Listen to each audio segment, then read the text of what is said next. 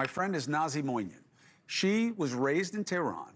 Her family fled here after the '79 revolution. She has lived it, but also studied it, and is now an adjunct fellow at the Middle East Institute. Thank you, my friend, for coming to help. Thank you for having me. You told me I need to have you on. You're, of course, right, as you have been our entire relationship. And I want you to help people understand what this is about and why it's not just 9/11, war on terror all over again. Right. That's a great question, Chris, and I'm not surprised that you hit it, right on the head.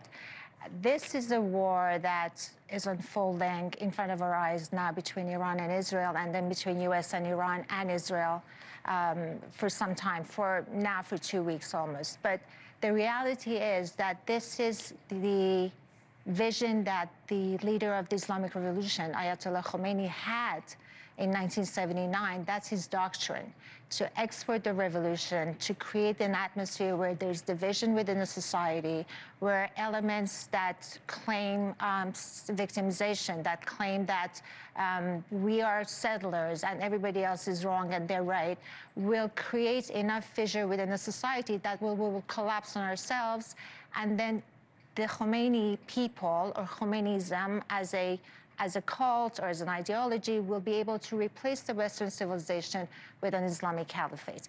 And we see it now, but the Israelis have seen it for a longer time than we have, because they're at the forefronts of this this ideological war, and now that has become operational. We've learned something else that I want you to give me your opinion on.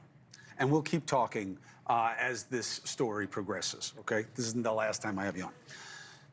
We understand this when you have people who are sleeper cell here, or they come into the country to attack in the name of that cause. What we have not seen before is Americans who look like me, except they're 30 years younger, adopting the fundamentalism and saying, we have victimized these people, and I am taking up their cause because America is wrong.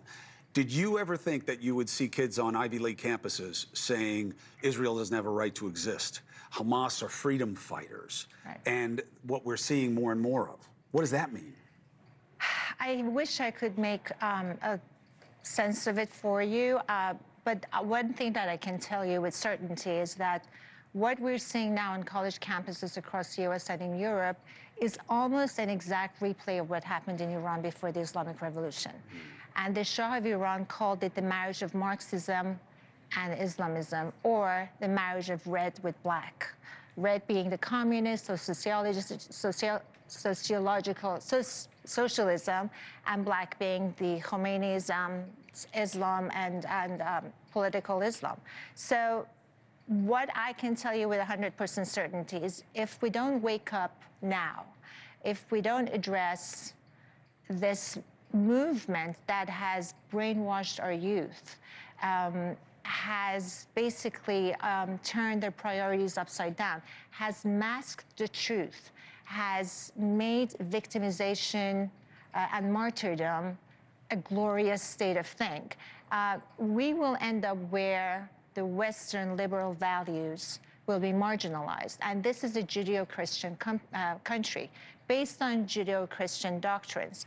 And we need to act before we end up in a semi-revolution where that ideology of, I don't know what to call it, it's victimization, but it's also a grievance, and being able to say, everything is not my fault, everything is your fault.